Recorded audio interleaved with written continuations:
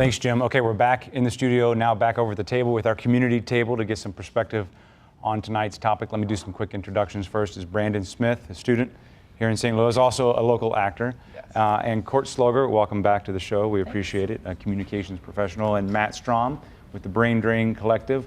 Matt, when Margie, our producer, put out the call for the community table, multiple people wrote back and said, you've got to talk to Matt. We heard him at PKSTL.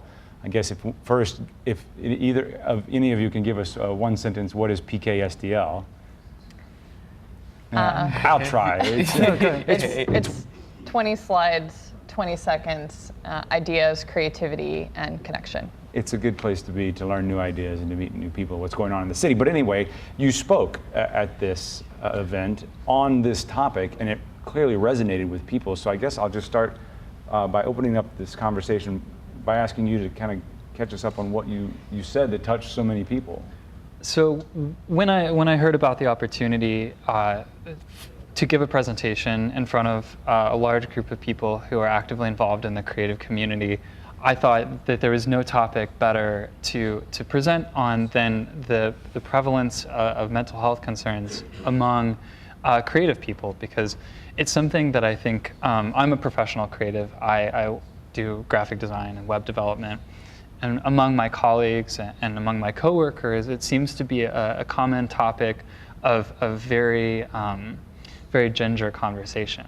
So I thought it would be a great idea to talk in a very open forum about not only my personal experiences with mental health concerns, but also on my thoughts that the creative community is one that I think serves to benefit greatly from being open about mental health concerns, because not only are we a community that are the tool that we use to do our work, our mind, it needs to stay sharp and we need to stay healthy, but also our job is to communicate complex ideas to other people. So oftentimes we can really do a good job of presenting such a complex issue in a way that can be understood and be treated as very culturally normative. Brandon, does that resonate with you in terms of the creative community dealing with this issue?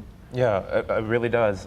Just like you're saying, having an awareness of things around you and being able to talk about it and address you, that is definitely a comforting environment to be around, to just be around different people and just just talking about life and experiences, because art is one thing that is subjective and it can't be ridiculed, and it's something that brings people together because it's so much being offered at one time, and it helps people come together by having this different ideas.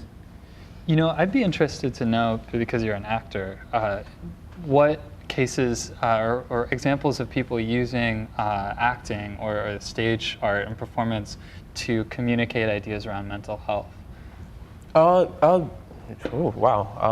Just something that's just having, like I said, having an experience and just being in the now as an actor. And we learn from looking at other people and addressing different situations, and by just having an awareness and following someone and just seeing how they act. And most actors, that's how we want to relate the most honest, the most truth to people. That's what actors do. I think one of the reasons that art really resonates with people is because it allows us to take an idea and connect it to the human experience. And I think that the conversation about mental health is that it's a normative human experience to go through different ebbs and flows in mental health and how you feel, whether you're experiencing joy or grief or anxiety, and how we discuss that tends to be sort of this is normative, this is not normative,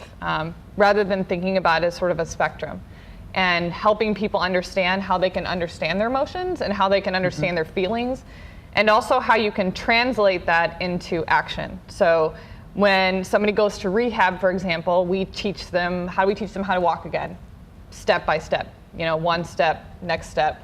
And it's very true for mental health. And how you get past mental health concerns, how you get better, is by taking it one step at a time. But a lot of times we tend to put it into a box or a constant state, or say, you know, this is what a depressed person is like, this is what a person who suffers from addiction is like, rather than seeing it as a dynamic, constantly changing, you know, it's not an entire person's identity. It's something that they deal with. It's something that we all have to deal with in different, you know, in different ways.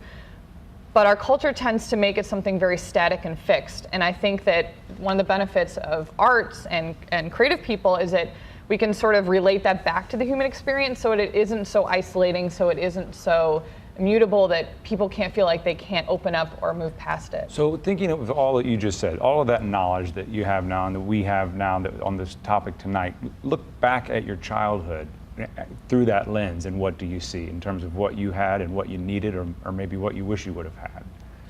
Well, oftentimes we are taught to communicate certain ways with our parents, with our medical professionals.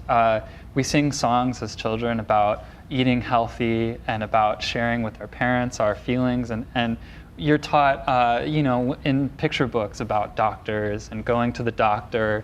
And so, you know, a lot of popular children's characters go to the doctor, and it's how to see a doctor and talk to a doctor can be a scary thing, but we teach our children to know that it's for the best and it's for their health, and it's because we care about them. We don't talk to children about seeing a therapist, or you know, we talk to children about taking medicine and how it's good for you, but we don't talk to children about taking, you know, antidepressants or things like that later in their life they may deal with. And because we miss this opportunity to, at an early age, teach them that it's for their health and it's because we care about them and it's not a scary thing, and everybody goes to the doctor. So is your generation going to miss this opportunity, or are you talking about mental health differently than your parents' generation? I think so. Yeah, I think it will definitely change, basically from the youth, you know, like just for things I think that education is going to be changed anyway, how we address, like what you're saying, different topics in our schools, you know, and I can see that changing, definitely. I think our parents' generation tend to, again, sort of wanting to hide things away, like not wanting to talk about mental health issues. It's, you know, they're the family secrets, they're the dark things that we don't want to talk about. And I think now there's a greater push towards empowerment, not only how to empower individuals, but how to empower entire families to realize that their family dynamic depends upon, you know, the actions of individuals and the mental health of all the members of the family. And so I think having those conversations within the family to say, you know, let's open up, let's talk openly about this. What can we do as a family to work through these issues, as opposed to saying, you know, let's just ignore this. This is something that we can't talk about. And thank you for all.